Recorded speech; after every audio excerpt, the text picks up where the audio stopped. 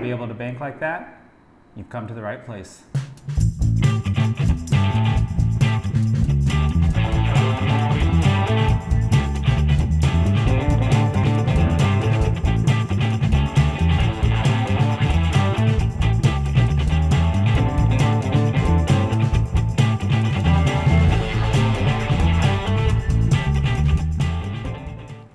Welcome back, everybody. Today I would like to show you how I line up a one-rail bank shot, which also works for a one-rail kick shot. Let's get started. Okay, in this first example, we're going to try to bank the 8-ball here into the cross-side pocket. In order to measure where on the opposite side rail the 8-ball has to contact to bank its way into the side pocket, we have to understand that the distance between corner pocket to side pocket is 4 diamonds. Starting here from the corner pocket, you would count 1, 2, 3, 4, including the side pocket. And then starting from the side pocket, you would count 1, 2, 3, 4, going to the corner pocket. The reason why you have to know that is that there's 4 different measuring lines that I'm going to show you, and one of those measuring lines is going to help you figure out where the 8-ball has to hit on the opposite side rail in order for it to go in. The first measuring line we're going to look at starts here at the corner pocket. Take your cue and lay it across the table from corner pocket to corner pocket, and you should already know that the distance from this corner pocket to this side pocket is 4 diamonds. So ask yourself, what is half of 4? The answer is 2, so take the tip end of your cue and move it over 2 diamonds. This line here shows you that if there was a ball underneath that line, that at diamond 2 on the opposite side rail, that is where the ball would have to hit in order to go here into the cross side pocket. The next measuring line we're going to look at is 1 diamond away from the corner pocket. So how many diamonds away are we from the side pocket? 1, 2, 3. And what is half of 3? 1.5. So now take the tip end of your cue and move over 1.5 diamonds.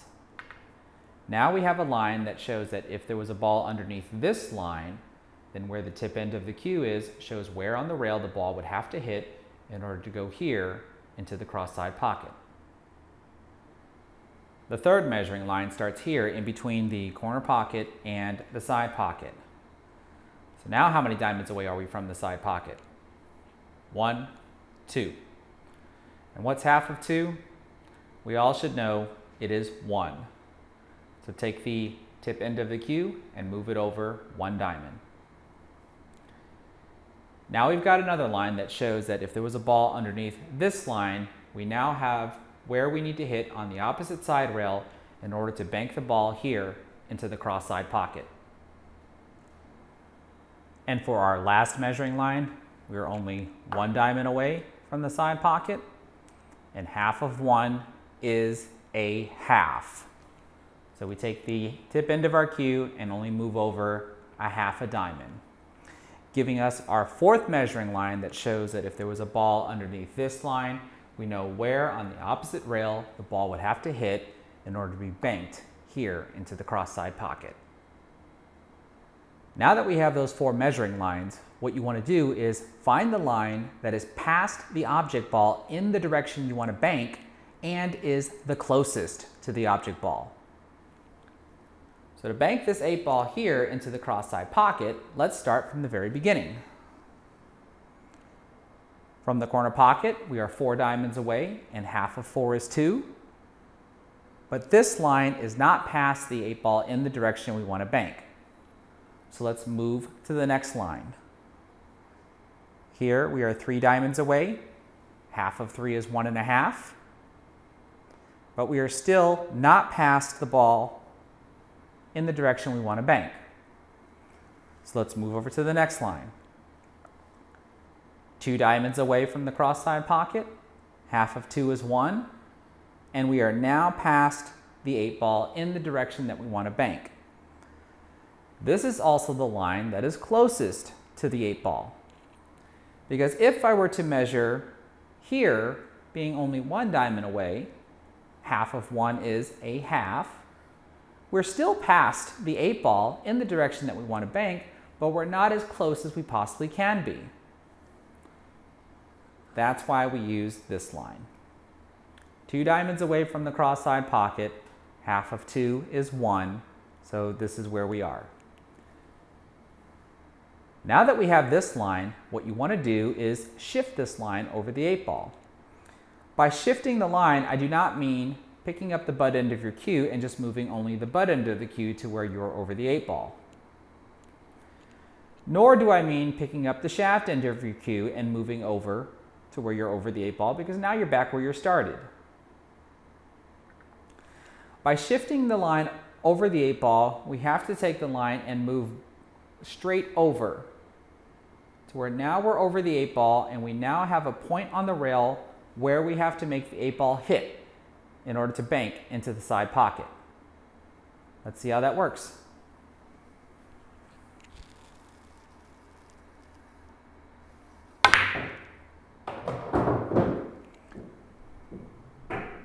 Right into the heart of the pocket. Now I'm going to demonstrate a series of bank shots in either direction. For this first shot, I'm going to bank the 8-ball here in the cross corner pocket. So let's find the closest measuring line, this time starting from the side pocket. We are 1, 2, 3, 4 diamonds away. Half of 4 is 2. 1, 2. And we're already past the 8-ball in the direction we want to bank. So let's shift the line over the 8-ball to give us where on the opposite side rail the 8-ball should hit in order to go into the cross corner pocket.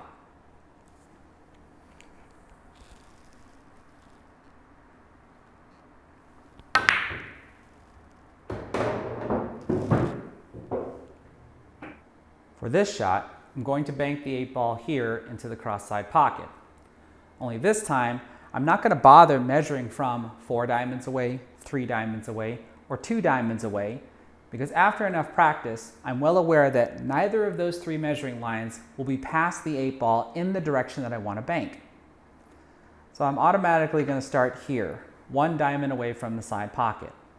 Half of 1 is a half, so I will move the shaft into my cue half a diamond over, and I'm now past the 8-ball in the direction that I want to bank.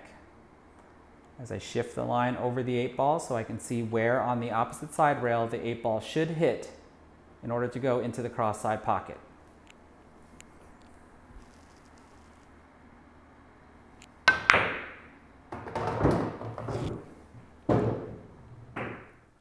For this bank shot, I want to demonstrate that the same system also works when you bank the length of the table from corner pocket to corner pocket. The distance from corner pocket to corner pocket is also 4. 1, 2, 3, 4.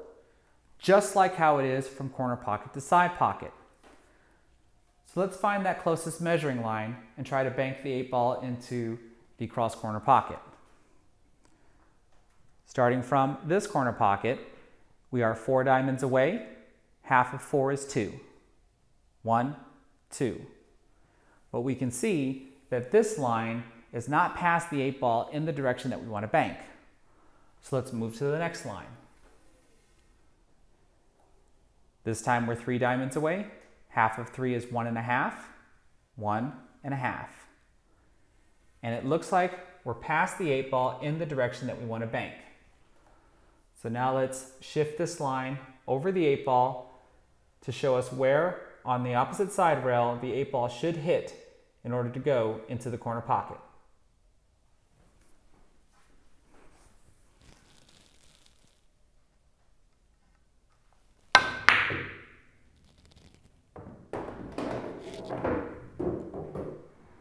Now I want to show you how the same system works for one-rail kick shots.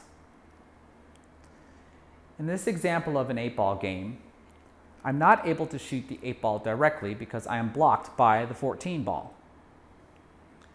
So I'm going to use the same measuring system to find where on the opposite rail to kick in order to knock the 8-ball into the corner pocket. Only this time, I'm not looking for the closest line past an object ball. I'm looking for the closest line that is past the cue ball in the direction that I want to kick. So from this starting point, being 4 diamonds away to the corner pocket, half of 4 is 2, 1, 2, but I'm not past the cue ball, so this is not the line I want to use. The next line, being only 3 diamonds away, and half of 3 is 1.5, so 1.5, and I'm now past the cue ball. So now I'm going to shift this line to be over the cue ball to show me where on the side rail I should hit in order to kick the 8-ball into the corner pocket.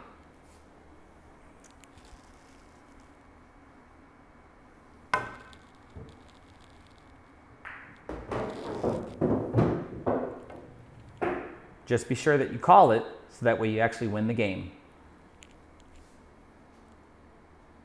So what do you do in a situation like this when the 8-ball is not sitting in front of the corner pocket that you want to kick it into? Well, I like to use what I already know works. And what I mean by that is I'm going to find the measuring line that allows me to kick the cue ball into the corner pocket, and then I'm going to make an adjustment. So from here, I'm going to go ahead and start 2 diamonds away from the corner pocket because I'm well aware that 4 and 3 diamonds away is not going to be the right measuring line. Half of 2 is 1, so I move the shaft end of my cue to diamond 1, and I can see that I am past the cue ball. So I'm going to shift this line over the cue ball and see where the cue ball would have to hit in order to go into the corner pocket. But if I shoot this, I'm not going to make the 8-ball because I have to make the cue ball go a little bit longer from the corner pocket in order for it to go in. So what direction do we think I have to adjust in order to make the cue ball go long from the corner pocket? I hope you don't say to the right, because if I go to the right, that means I'm going to come short of the corner pocket. So that only leaves one other direction, and that is to the left. So from here, when I shift the line over the cue ball, I now have a spot that shows me where I should hit in order to go into the corner pocket. And now I'm pretty much going to make a guess by adjusting to the left so that I know that I come long. I might be guessing, but at least I'm guessing from a point that I know works.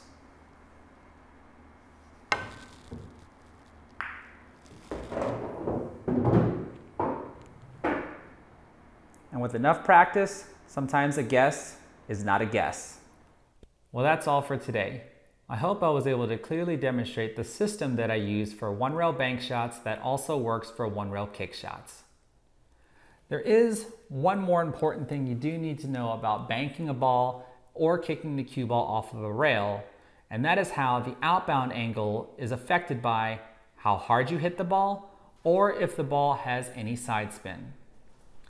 Every shot that I demonstrated today, I hit at about a medium pace. Now, had I hit the ball a little bit harder, we would have seen that the outbound angle would have caused the ball to come short of the pocket that I was trying to make. And had I hit the ball a little bit softer, we would have seen that the outbound angle would have been a little bit wider, still causing me to miss the pocket.